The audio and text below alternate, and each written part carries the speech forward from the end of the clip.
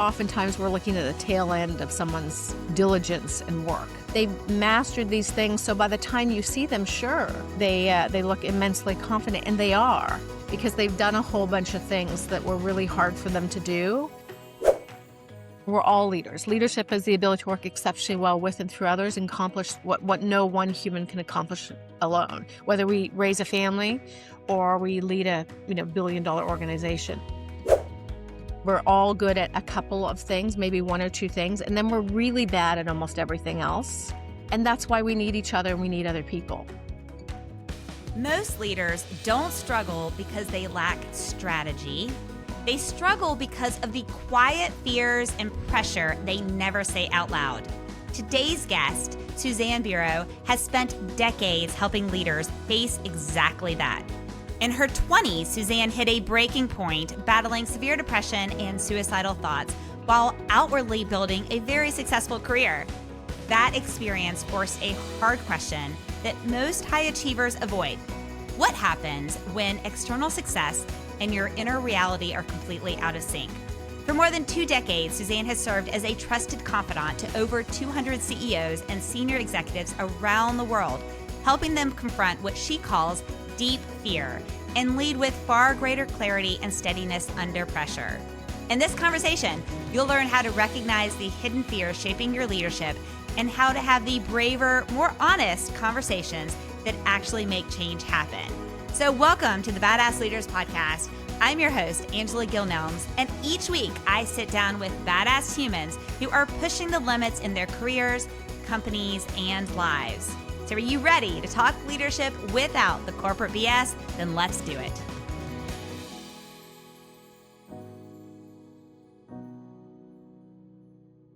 Okay, listeners, welcome back to season 2 of the Badass Leaders Podcast. I'm very excited. We are recording on a Sunday in different countries, very far away, but I have Susanne Biro with me today.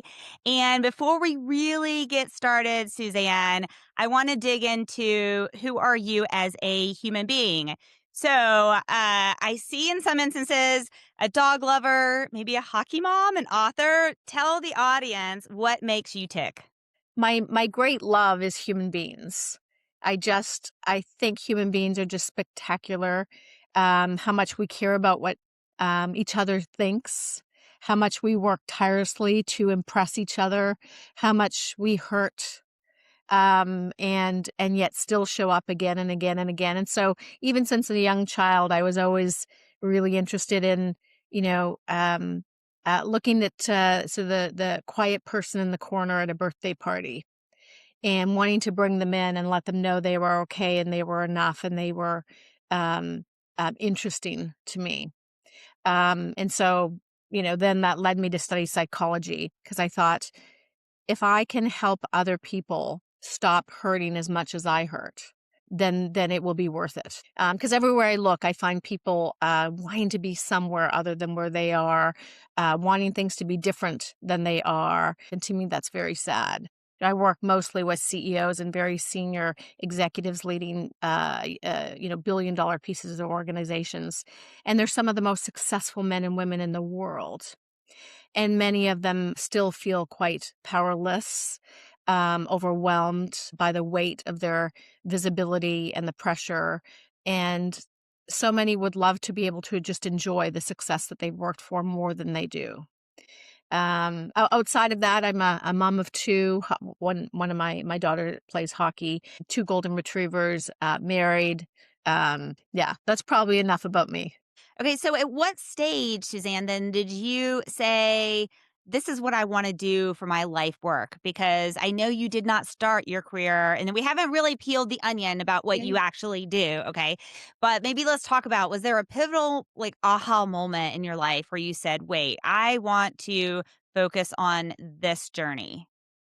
I think it was in my 20s, I think I was sort of depressed, feeling overwhelmed as you can in your 20s, so many decisions to make, not knowing what I wanted to do with my life. And I came across Tony Robbins' work and this idea, because I was always amazed, I could be having fun 1 minute And then the next minute, someone would say something, or I'd catch a glance, a glimpse in the mirror, and all of a sudden I'd feel really bad. It was like, what's different? Like from 1 minute, 1 second to the next, fine, not fine. What happened? The only thing that changed was what I was focused on or the meaning I was giving something. And so Tony Robbins' work just takes that and runs with it and gives you a whole bunch of tools. And so I devoured his work. Back then it was, all of his, CD things I ordered, by Yes. mail. Devoured his work and then kept going. So then when I went to, university, I was like, studied everything under the sun, not knowing what I wanted to do, but psychology was the only thing I absolutely loved and devoured the textbooks. I went on to be an advertising executive. I'm in my 20s. It was kind of exciting. But then I was driving home every day after a 16-hour day with tears streaming down my face and going, what, like, I'm miserable. I just don't feel like this has any meaning in my life. And so then I found this thing called coaching, and I didn't know that it even existed. I had thought about being a therapist or a counselor previous, but it really wasn't where I wanted to spend my energy. And then when I heard there's this thing called coaching, where you work with really high functioning, successful, people and really just help them to get to the next level, I thought that's fascinating. And so when I did, the training, as I began my own business, learned a whole bunch of things as far as what I wanted, who I wanted to work with. Now I'm 25 years in and I work just with CEOs and their teams of, usually $1 billion organizations. I love it. I just absolutely love the work I get to do, who I get to do it with, how I get to do it. It allows me to bring in all kinds of creativity, to work with these really exceptional men and women. I mean, some of our world's best and brightest, and allow them to feel seen, heard, and advance them in ways that are really important. It's usually quite subtle ways, but because they are so powerful and they influence so many people and so many critical decisions, the impact is like whew, instantaneously. Amazing, amazing. Okay, and listeners, you do not have to be a CEO of a $1 billion company to get some major takeaways from today. So today is your sneak peek ahead of time before you reach that goal, if that is your goal in life. So let's talk about when you first started doing this and you started working with senior leaders. What do you think immediately stood out to you about them? Is that they're people. There are people like you and I. One of the reasons, I wrote a book recently that we'll no doubt share various pieces from. It's called "This Could Be Everything" for anyone who wants to make their tomorrow better than today. And one of the reasons I wrote it is I just work with a handful of sort of, business leaders every year. But I wanted a way to reach the masses because it applies to all of us. Because first and foremost, doesn't matter what position we hold, we are human beings that are dealing with a very human experience. We all have fears. We all have insecurities. We have ways that we're highly effective and ways that we know we are not as effective as we need to be or could be. We are dealing with aging parents, family relationships, illness, health, death. Being a human being is a hard gig. I mean, we know how this story ends. We all get old and we die. It's a very sad story. In the middle, it can be incredibly beautiful, but we have to choose to make it so, because the human mind without any intervention often tends towards the negative, I always wonder what's why that missing. is. Do you know? I mean, I would like to peel back the onion on this a little bit because that is so true, right? And I know in life, and part of the work that you do is to pause and then think about the other side of it. And the more grow that muscle to do that, the more that becomes our default than to look at the negative piece. But do you have any idea why it seems to be this core human nature to look at the negative piece first? Well, first of all, I think it's not universal. Okay. If we look at The Art of Happiness, Howard Cutler interviewed the Dalai Lama. And Yes. so I don't think it is universal, but I do think it is what happened in childhood and young adulthood largely gets repeated. And Right. we grew up in or I'll speak for myself, a Western society where it was like success was pretty much defined for me what a successful life is. Most of us have that within our culture of what success is, and we largely don't question it. And then we work towards it. We can't hear our own voice. Sometimes we never hear our own voice, or if we do, we don't trust it. And so the mind is simply the inherited thoughts that we got of who you need to be in order to be okay, loved, successful, you know. And so we largely carry that forward. In the Western society, we know what success is, and it's usually beauty, youth, wealth, power. So naturally, many of us are driving towards that quite unconsciously. And then there's lots of ways that we are getting so many images these days that bombard us that would have you say, well, you don't quite measure up to that. So how successful are you really? And I think it's just this very unconscious narrative that much of the world is seeing, not questioning. And then we live our lives according to this without ever deciding for ourselves, wait a second, what do I think? What do I really want? Um, how do I want to live my life?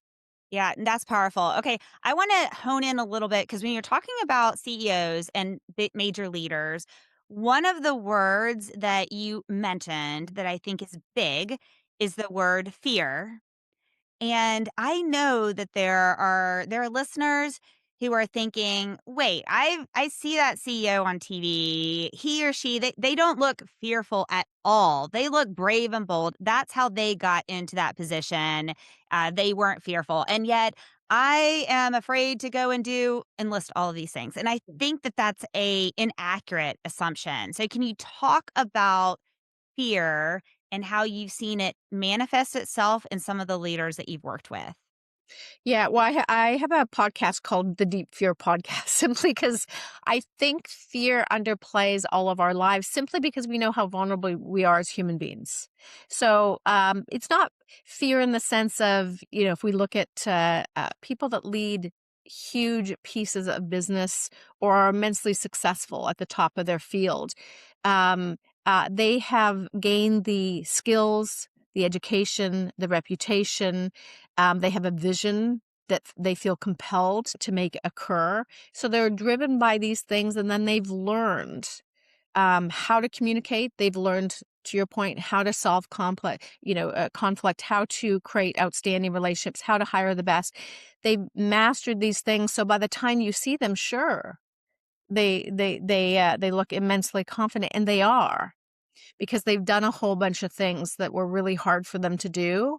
So they know how to do hard things. So if you're listening, it's very important that you go after your goals and your dreams and you do what you don't believe you can yet do. The advice years ago was, do one thing every day that scares you, simply because you flex that muscle. I mean, I know years ago I did a TEDx talk. I'm often hired to keynote. I have been deathly afraid of speaking in public since I was a very young child. Some people it comes very naturally to. For me, I'm like most of the population. I'd rather die than public speak. Right. But I kept signing myself up. I would just say, yes. Can you speak here? Yes, I can. Can you do this? Yes, I can. And then I'd be like, why the hell did I say that? But it's a forcing function. I kept pushing the little birdie out of the nest. And when they called my name, at TEDx, I was like, can you do this? And my answer was, I don't know. I guess you're going to find out. And I think that's a very useful way to manage yourself, is sign up for things you're not sure you can do that are scary to you, then work your ass off to do them. I mean, I walked around my house, hours a day saying my TEDx talk, simply because I knew my brain would have to have it so well rehearsed so that I could stand on the dot and connect. And then when you deliver, the reward is so great. You're like, I'm someone that can do that. Like, I did that. The feeling is your own self-esteem, and we must earn our own self-esteem.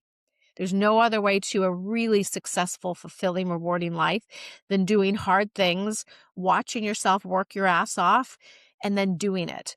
And then as you do it, one of the things that will really help listeners, it certainly has helped me and my clients, is When you say yes to something that's hard for you, as you are working towards that, I want you to define success. Like success for me was I said yes to a TEDx talk.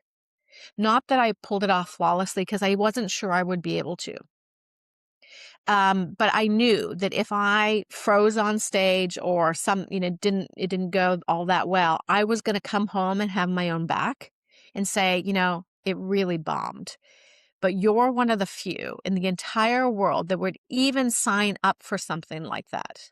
So it really was a way that I had my own back, and I always have my own back now, that if it blows up in my face, I'm going to be like, good for you. You went for it. And I think that's powerful. It absolutely is. And that's powerful. I think a couple of things, we talk about having evergreen collateral, for example, having things that you've done that you can go back and reuse. And I think these experiences Mm. are evergreen collateral for you, right? Because then when you go to try the next hard thing, you can turn around and look and say, wait, I've done these hard things and some have gone great. I like to use the idea also of experimenting with things. So I'm going to experiment with this new thing that I want to try to do. And if it works great, amazing. And if it doesn't, I'm going to laugh and say, okay, maybe I won't do Yeah. that way again. Okay. And then I love the story you said is that if you do fail, which I will tell you this, in the entrepreneurship world that I work with in innovation, we love Mm. if we get a founder and all they've ever had is success, we're a little leery of that. We want someone who's had a failure because we learn in life so much more from the things that we struggled through where we failed. And it also, as you is reminds you is like, wait, I survived that. I'm still here today. It was not the end of the world. The world is still rotating. And so those pieces of overcoming fear to get to your what success looks like and your so what moment and building up that muscle memory to do that is really impactful. Yeah. Yeah. And I think more important than ever with AI rushing in and the disruption that's going to come is that in some ways it's a level playing field for so many. And it's going to disrupt a lot of people who, built careers that may no longer be needed. And so at some point, I think the greatest skills for the future will be adaptability, compassion for ourselves as we navigate just such rapid change. And what does that mean for how we work, how we live, trying to keep up, trying to reskill. So I think there's incredible value as we look ahead, even in the next 5 years.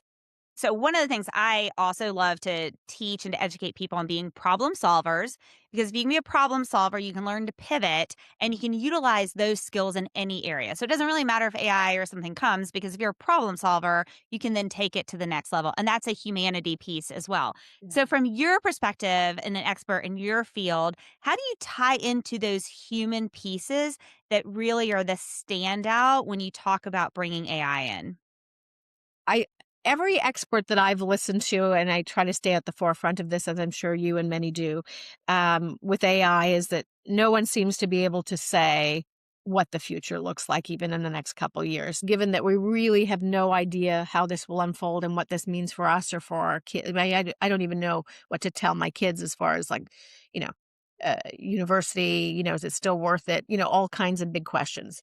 But I think there is something universal that human beings care about, and we care about relationships. I mean, without Yes, human yes. relationships, what is there? There really isn't, unless there's people to interact with and people to love and people to witness us, which is a large part of what, coaching at the C-suite is, and quite frankly, I think at any level.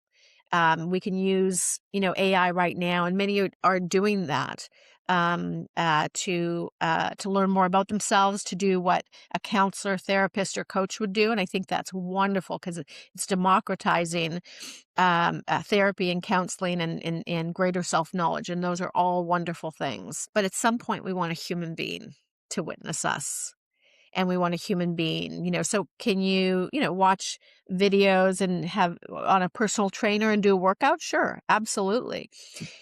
Is there something really special about meeting a personal trainer at the gym and having a conversation while you work out and having another human being waiting on you? It's just a different thing. And so there's something in all change. There's always some things that stay the same. And I think those things moving forward would be our humanity. I mean, no AI will can really know what it is to be a human being. Only another human being can know that. And so there's really something special about our relationships, about our ability to connect.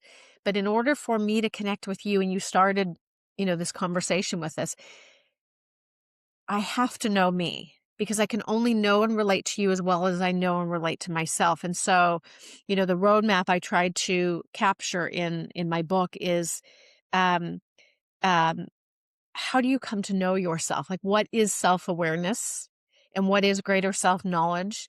Because that is the answer. Well, I love the relationship piece. I love customer experience and customer service. And one of the things I say and I tell and coach people when they're building companies is never outsource your core competencies. And that humanity and the relationship is a core competency there. We were thinking a couple of weeks ago, I run this program, Biolosity, out of Georgia Tech and Emory. And when we're down selecting teams, what I started last year is I have conversations with every single team, whether I'm moving them forward or I'm not. And my amazing associate director said, "Well, maybe next year we should split these." And I was like, "But I want to have that conversation with them because I want to continue to inspire them." And then earlier today, I was thinking about it, and I was like, "I guess I could do like a recording for the people that are moving forward and say this exciting thing." And then I stopped and said, "No, that takes away the humanity piece." And so there are some things that you can and should optimize and operationalize and, do at the speed that you should. And there are other things that have that human nature and that allow you to be curious and to see people and inspire people, Yeah. that is that human touch. Yes, and that I love that you're teaching that because I feel like the job of a leader, and we're all leaders. Leadership is the ability to work exceptionally well with and through others and accomplish what what no one human can accomplish alone. Whether we raise a family or we lead a billion-dollar organization, um, and I really feel like that is just one of the most important pieces. It really is. Yeah. So, when you're talking a little bit about inner world, I want to make this a little bit more concrete for the listeners. Okay. So, some listeners may hear that and they immediately might understand. They might have done a lot of work on themselves and they might understand what that means. And there's some others that have no idea what that means. So, can you kind of walk us through how you might describe this? And then let's peel the onion a little bit back because I want also the listeners to understand while why ignoring this work is really holding them back. Yeah. So, in the simplest way, this is such a great conversation. Thank you for making it so tangible. The inner world is your thoughts and your feelings. What am I thinking? What am I feeling? Because your thoughts and feelings drive everything you do, how you do it, and they change what the impact that you have out there and then the results you achieve or fail to achieve in your life. So it's thoughts and feelings in the most simplest way. In my book, I have a tool called the SIT tool, for short, self-inquiry tool. And Ooh, it's I like just this. the way you can use this is really simple. Like, take something sort of benign that sort of bothered you. Your spouse forgot it was garbage day and didn't take out the trash, or telecommunications company overcharged you. Something slightly annoying. Something happens, an event, a situation, almost like a video recorder could record it. There's facts, people involved, etc. He said, she said, etc. Then immediately there are thoughts and feelings. What thoughts and feelings? My husband never takes out the trash. This is so annoying. I have to do everything. What's the thinking? And then how do you feel? And you can almost write it down. Based on those thoughts and feelings, how likely am I to behave? And then based on that behavior or those actions, what result or impact will that have on my relationships and or the task at hand? And so it's just a way to come to know ourselves. What's the way that I interpret life? And you can do this when things go kind of off wrong. not a great day, and you can do it when things go really well. Something happened. What was I thinking? What was I feeling based on those thoughts and feelings? What was my behavior and what was the results? And it's just a way for us to come to know ourselves, like what is happening inside of me? And we will start to see our familiar ways of interacting and behaving with the world. Just know that whatever happens, there's always other ways to interpret it. And we know this because we can be in a situation, something can really bother us and it doesn't bother our friend or vice versa. We see our friend get really upset over a comment and we think, I didn't even notice that. And so there's multiple ways, but we are seeing it through the lens of our past, through our own identity, through our own filters. And it's not that it's right or wrong, accurate, inaccurate. It's just one lens. And so we can start to come to know what is the lens through which I view the world. And then I can slow things down when something happens. I can really look at, wait a second, what am I thinking right now? What am I feeling? And do I want to act on those thoughts and feelings? Is that like, what's the outcome I'm intending? And can I manage myself to deliver that outcome that would be most useful for the people involved, my family system, the team that I'm a part of for this particular organization or project, whatever it might be. But that, I think what we're looking for is self-mastery, the ability to control ourselves, to lead well, to enjoy people, to accomplish important aims, whatever they may be. And so we need to come to know ourselves. So self-awareness is coming to know, what am I thinking and feeling, and being able to adjust that and decide, what will I think and feel, so that I can become the person and leader or a parent that I most want to be. And it has different thinking and feeling than we usually have now, and we grow into that person. So I think we're all on our own journey to becoming the kind of person and leader we most want and intend to be. All of us on that journey. So you're in good company, but that's the work. What am I thinking And and feeling? and the ROI for it is this. We know we have no control over other people. We only have control over ourselves. I'll use a real life example for myself in this instance because I've done a lot of inner work over my many years.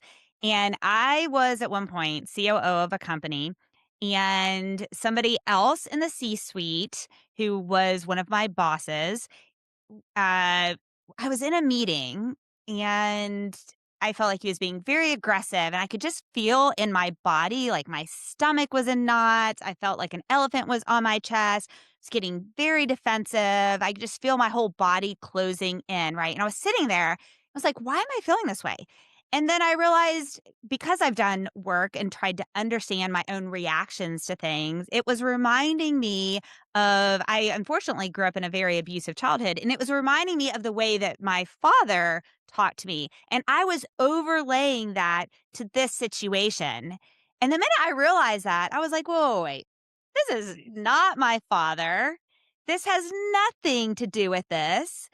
And that was our interaction before I had that realization.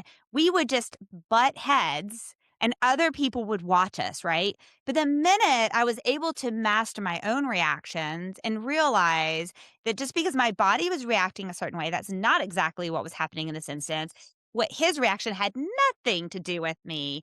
Then it turned from butting heads into me being curious, and asking him more questions instead. It did a entire flip Mm. in that environment, which impacted everyone else in the room. So I would say to the leaders, as you're, and we are going to put links to Suzanne's podcast as well as her books in the show notes.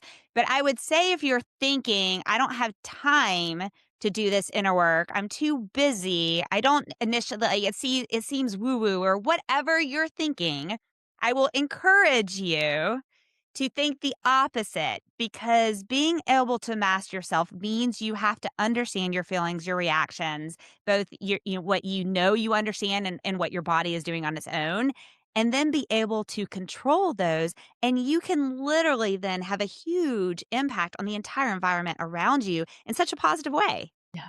Yeah. Yeah. And that's the universal piece of leadership development. I mean, we can teach all the external things like strategy and all those, you know, pieces out there. But eventually we come back to the lever, the core lever, which is what is playing out within you. And can you be intentional there? Can you be aware there and intentional? And we call that self mastery. And that's what we're really after. Yeah. Absolutely. Okay, I want to talk about we've talked about success a few times. And I will tell you I struggle with saying the word success too much. Even though I want everyone to say what does success look like, right? Mm. But I struggle with people thinking they have to reach a level of success. And as we were mentioning, growing up in the Western world like we both did, it was a little bit mapped out. There was a stereotype of success. Okay. I want to talk about the difference between success and fulfillment. Mhm. And how do you, especially when you're working with these high profile CEOs, and I think, especially in those instances, you can really see a really big difference between success and fulfillment. So, can you kind of break those two down from what your perspective is and how you work to help leaders kind of navigate through those waters? Yeah, I think many of the executives and CEOs that come to coaching um, have been successful because they continue to focus on fulfillment. Success doesn't happen by accident, it happens by having a vision for yourself, whatever that vision is. A vision for yourself, for your family, for what matters to you. And it needs to be defined by no one other than you. That's the first gift I think we need to give ourselves is, what is success for me? What does that actually mean? For some people, it's a huge, big life, and for others, it's to enjoy your family and be a good person, and that matters just as much. So I think first things first is um, really deciding what that is. If you're working with a leader, let's think of an example you might have worked with a leader where perhaps what success looked like and what fulfillment looked like might have been at odds with each other. How would you can you think of an example where that's happened? And how would you help someone navigate those waters trying to figure out how to, because then the ultimate would be success? I think we're continually learning as we go. Like no career path is linear, at least these days. And so as soon as you get an inkling of, I don't really love that, I love more of this, then keep going to more of this. Don't love that, more of this, not that, more of this. And I think it's something we earn. Most of us are starting off at jobs. We just need something to pay, to bring in some money. And then you keep listening to yourself. And so when I work with clients, it is, what do you really want now? So your question, like, what do you really want? What matters to you more? Why does that matter? What do you know? If we move from here to here, um, tell me what you're going to have here. Because oftentimes when we look at where we are and what we want, we look at our outer life. Like, I want a bigger house, more money, more power, this title, but once we achieve many of those outer things, which is many of my clients, it is, I got everything I ever wanted and I'm still not happy. Or it doesn't feel the way I thought it would feel to actually be CEO. I don't feel like, as we move up the executive ranks in any capacity, it's, I don't even know what I do anymore because we're working largely with and through other people. And so for technologists, for example, who love the technology of something or the hands-on doing, moving into a leadership role is really kind of disappointing. It's like, I don't really want to deal with people and their issues, but that's the realm of leadership. So if you don't love people, see how you can just focus on the one tech thing that you really love and be great at that. You don't need to be a leader. Leadership is about loving the people and orchestrating a team and dealing with all the people issues and finding great love in that. So I think it's just, how does it show up with my clients? How it would show up for anyone is, where are you right now? What do you really want? I want you to also be paying attention to how you want to feel daily. In my book, I talk about fostering five core, five feelings. How do you most want to feel when you're going to get there? When I have the house, the money, the title, the whatever it is you want, how do you think that's going to make you feel? Great. Now I want you to learn how to start feeling that way now.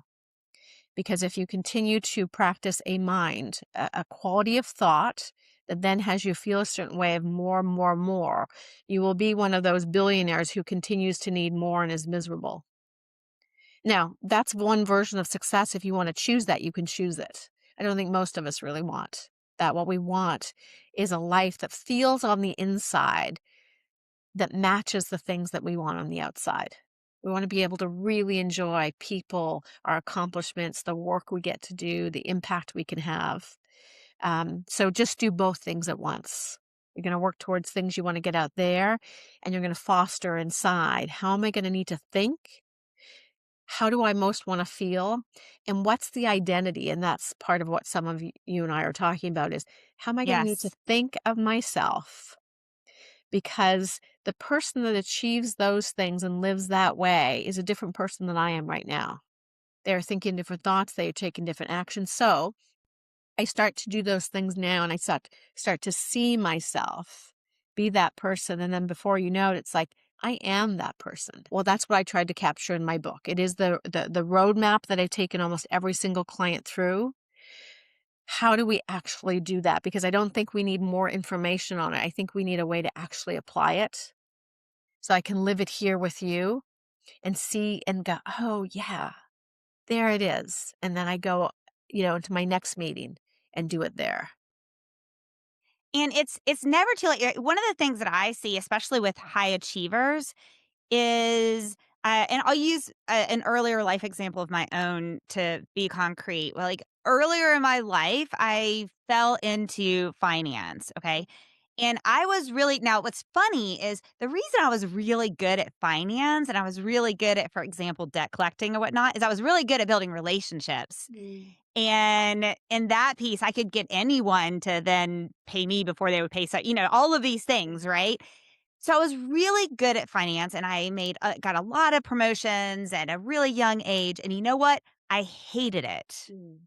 And so I think too that sometimes people, they go to, like you said, they put their ladder on a wall and they think that's the only wall and they just have to continue and they tolerate, right? But there are a lot of other walls.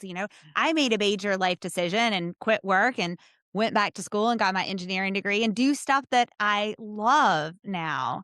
And in that little piece of knowing, especially I would say for high achievers, because you can work really hard and do really well at something that makes you absolutely miserable. And you can also decide today, wait, I'm done with that. I instead want to work really hard towards something that brings me great joy and helps leave the legacy that I want to. Yeah. So, And the only thing I would add is, gosh, that we none of us know. I lost both my parents almost 20 years ago. And it's like the greatest lesson I learned is that, everything that we love can be taken from us in a heartbeat. And that's where some yes. of our fear comes from because we know we're vulnerable. And that's a really great reminder to, yeah, work towards things that decide who you want to be. Um, but practice, like, enjoying life now too, which is, really important, I think, for young people. Like, you're only gonna be in your Yes. 20s once. Like, enjoy, while you work towards things, sure, but learn how to love life right now in its messiness, in its incompleteness, in its frustrating nature, in its pain. I mean, it's can be a very painful experience. Relationships are hard, even the best of them are Yes, very, they are. very painful, and so when you feel that, you will never love again and your heart's ripped out, it's like, right now you know what every singer or poet has ever tried to capture. So, enjoy your life as you go. So speaking of enjoying life and life being can be very short and briskly, what would you say for some of those ambitious leaders who are quietly exhausted? What advice and what are some key takeaways that you would provide to them to help them out in this next phase of their life? It's such a great question. I don't usually give advice because I barely know what I should do, never mind what anyone else should do. But I think some questions um, is this a sacrifice you really want to make? We were sacrificing for all kinds of things. I mean, I'm a mother, and so I've sacrificed all kinds of career things, very happily. Because no, you can't do it all in a single life. It isn't gonna happen. It isn't gonna work out for you that way. So you need to decide amongst this incredible smorgasbord that many of us are blessed to be able to choose from. Many in the world are not able to choose as we are.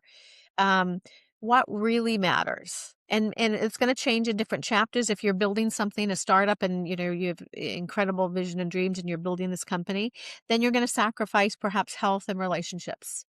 And then just eyes wide open, that's what that matters to me. I'm willing to sacrifice that right now. So it would be more questions that I would ask is, what's your time horizon? Are you happy with the sacrifices you're making? Are there any that you might regret? Are there any small tweaks that you want to make because you think, no, I'm now sacrificing just a bit too much of my health? Or just a bit too much of my family, assuming they will always be there. Maybe they won't if I don't invest more. Because we usually know. I know, we talk about work-life balance, but there's no such thing. It's like, it's all over the place. But I think it's balanced over some period of time. And so we kind of know when we're burning the midnight oil too much on one thing. And I'd say listen to that and then sort of, adjust to the things that matter most to you. I mean, I'm happy to burn the midnight oil on a work project for only a short period of time. But if it starts to take me too much away from my family and my kids or my own health, I'm just not willing to do it. But that's my version of success. And so, what is yours? And then listen to yourself because you can feel it. I think this is really important. And another piece that I find helpful in situations like this is to practice moments of gratitude where now I've constantly in the morning waking up and saying, you know what? I love the fact that I'm not a morning person and I get to choose to not have 9 a.m. meetings, right? And I love the fact that I can enjoy that morning for myself and then go and it for me it's really important for me to stop in the moment and think about those things that I love, that I'm happy about, because they then just by thinking you're talking a lot about your inner world, your thoughts, your feelings, and how they interact with everything else. That just the act of actively thinking about those things that I love about the life that I'm living now makes everything around me so much more beautiful by default.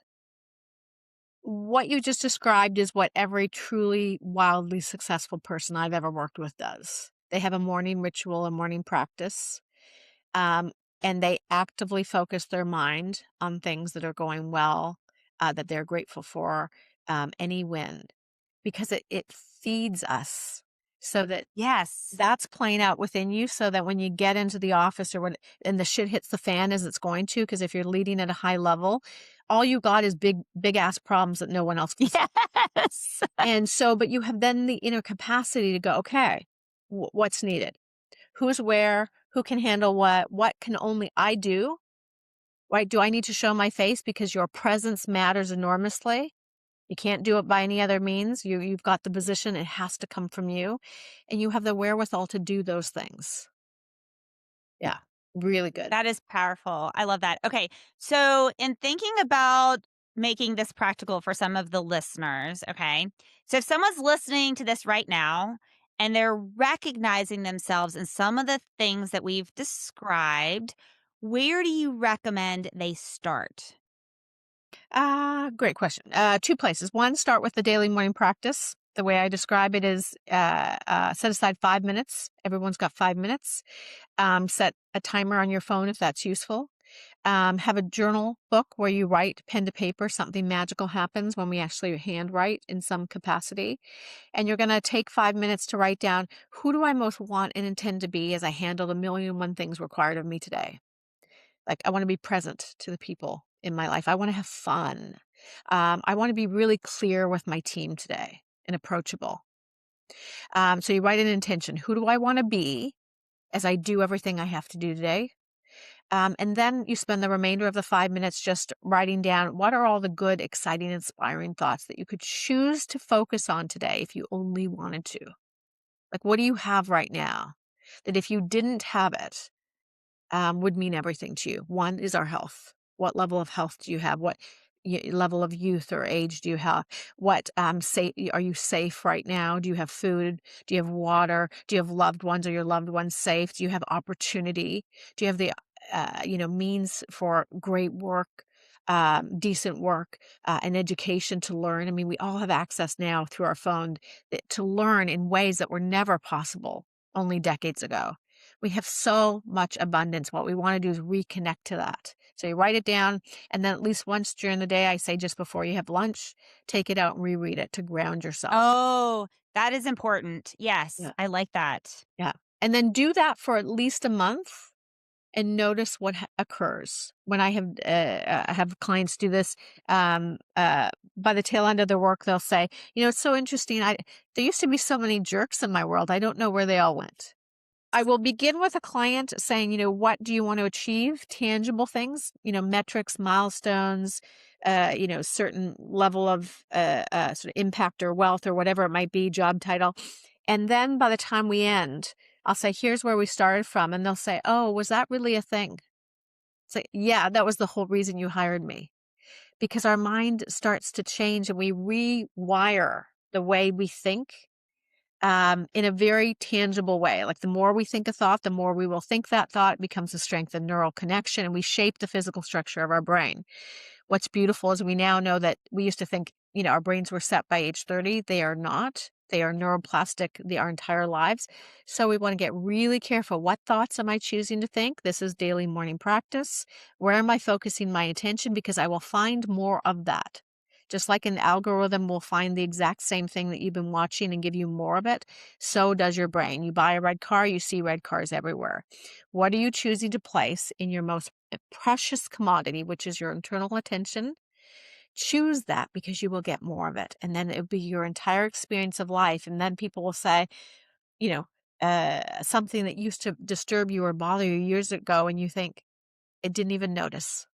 And I think that's important to understand as we think about a first step that we can make is experiment. Like, listeners, seriously, if you just do us a favor, experiment with this for 30 days and then put in the comments whether or not you saw a positive impact. I guarantee you are. Simon Sinek talked about in one of his podcasts, he talked about and it was one of the previous Summer Olympics. And he was noticing that when the news individuals talked to someone, an athlete, and said, "Hey, were you really nervous before your event?" And he said what he noticed was they kept saying, "I was excited."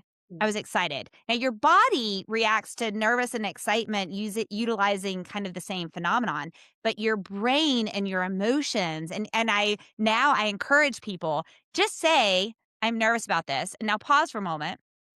See how it feels in your body Yeah. and now say, I'm excited about this, like your TEDx thing, right?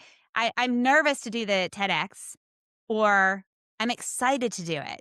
Yeah. I think it's important. Yeah. Pause and see how you feel about it. And then you realize that's the feelings you had after the excitement of it, you're ready to dig in. You're ready to move forward. You're ready to roll up your sleeves. Just like in the morning where you pause and you think about this, in the midday, you ground yourself. You have that momentum that you're moving forward that is huge. And I think that's life changing, actually. Yeah. Yeah. I think I really think it's the most important work that we could ever do, because the only place we live is inside of ourselves.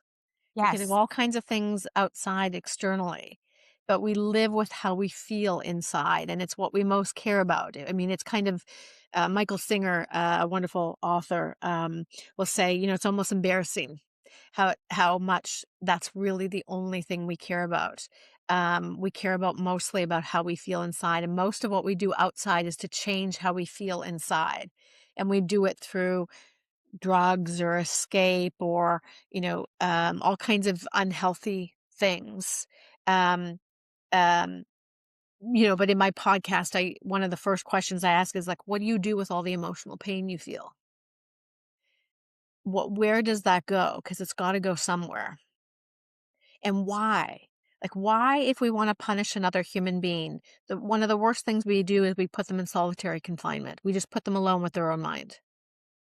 I mean, what is it inside of us that we just can't endure? There's a voice in there that is really unhealthy and not useful, and we all have it. And there's nothing wrong with us. There's another voice in there.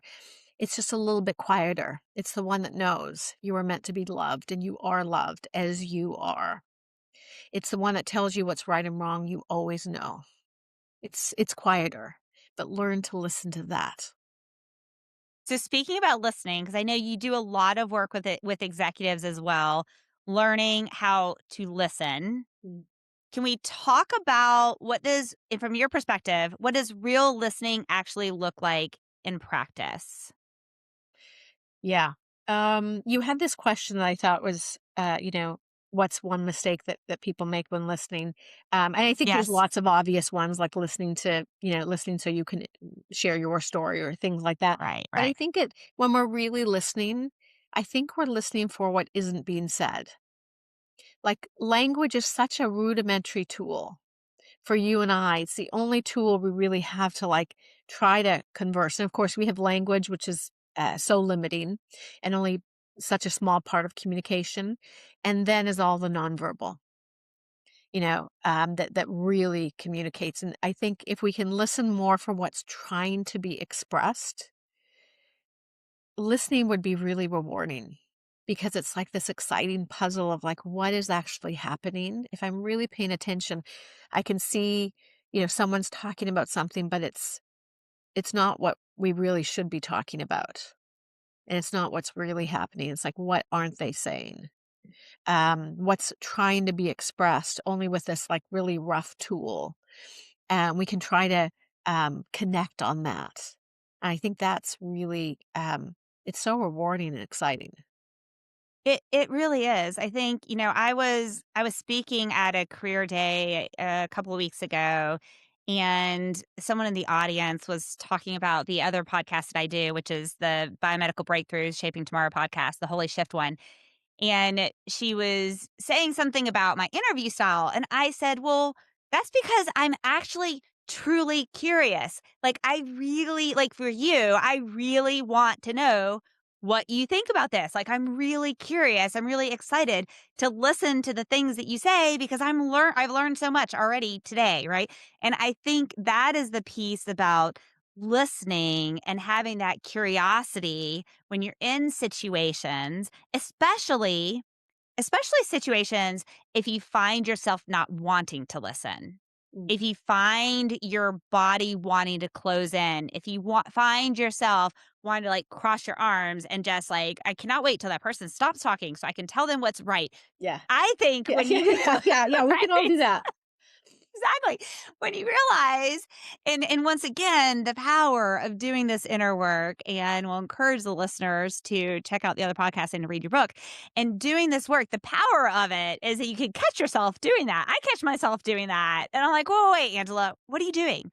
Why are you reacting that way?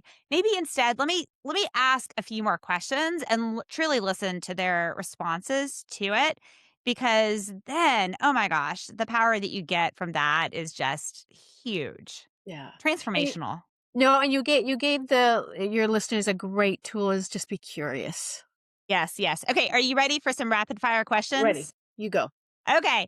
What is a book or podcast that has been crucial to the way you live and lead? I mentioned him earlier, the work of Michael Singer. I've read all his material, and he has a podcast, but I took his online course, and it was by far the most valuable thing I have ever done. And I have, 10 plus years of post secondary formal education. It is only about 8 videos, but it could be some of the most important work you ever do. Beautiful work.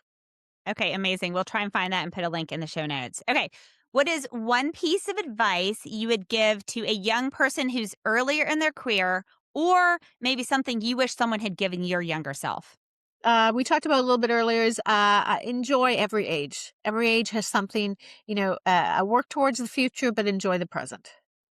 Love it. Okay. What is your go to way to reset during a stressful day? Hike with my 2 golden retrievers, and I do it daily. What are your golden retrievers' names? Summer and winter. Oh, Yeah. I love that. Yeah. How cool. Yeah. How cool. They're the How cool. best creatures on the planet, those dogs. Okay. So, what is your favorite motivational quote that you live by and why? It is, I'll quote it here. Someday, after we have mastered the winds, the waves, the tides, and gravity, we will harness for God, your God, whatever that may be, the energies of love. Then, for the second time in the history of the world, we will have discovered fire. I think we try to do so much from fear, and everything we actually care about comes from love, fierce love. Love is the most powerful force on the planet, and I always wonder, why don't we use it more? I think we're coming to this. And there are certainly leaders out there leading from it, and it is palpable and we feel it. But so many lead from a subtle fear of there's only so much pie, and if I don't get mine, I won't be okay. So see where fear is driving any behavior and try not to do anything from fear, but do it out of inspiration, out of love, out of giving, and see what transpires. I love that. Well, Suzanne, this has been so much fun. Thank you so much for your wisdom. Make sure you go and learn more about Suzanne and the work that she is doing, and perhaps share this with somebody you know in your community or around you who can really thrive off of doing some of that inner work and making every day the best it absolutely can be. Thanks for joining me for today's episode of the Badass Leaders Podcast. To hear more interviews with industry experts and learn how to grow your career and leadership potential, be sure to like, subscribe, and turn on notifications to ensure you do not miss future episodes. This podcast is a production of the AGN Group. To learn more about the AGN Group, visit our website at theagnGroup.com. There, you can discover more about our services, which include hosting workshops, management consulting, brand strategy, keynote speaking, and more. Follow us on all social media channels shown on the screen and displayed in the show notes. And until next week, be brave and be badass.